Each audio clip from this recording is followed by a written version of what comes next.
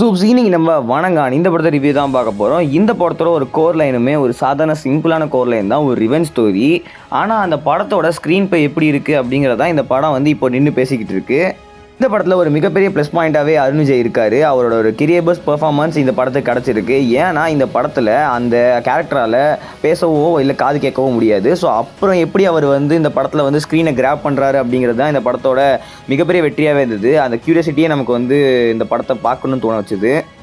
படத்தில் எல்லா கேரக்டருமே சூப்பராக ஆக்ட் பண்ணியிருந்தாங்க. ஆனால் முக்கியமாக இல்லை மிஸ்கின் கேரக்டர் கொஞ்ச நேரம் வந்தாலுமே அந்த கேரக்டரோட இம்பாக்ட் பயங்கர பலமாக இருந்தது. எல்லாமே இந்த படத்தில் நல்லா இருந்ததுன்னு சொல்லலாம். ஆனால் கதை ரொம்ப சிம்பிள் அண்ட் லீனியராக இருந்ததுனால வந்து எல்லாமே கொஞ்சம் ப்ரெடிக்டபிளாக இருந்தது. மற்றபடி அந்த படத்தில் வர இன்டென்ஸான எல்லாமே பர்ஃபெக்டாக இருந்தது. மொத்தத்தில் சொல்லணும்னா இது ஒரு பாலா படமாகவே திகழ்ந்தது. இந்த பொங்கலுக்கு ரிலீஸ் ஆன 2 படத்தில் ஒன்று கேம் சேஞ்சர், அது வந்து சங்கர் படம் மாதிரியே தெரியல. இது வணங்கான், இது ஒரு பியூரஸ்ட் ஃபார்ம் ஆஃப் பாலா படமாக இருக்குது.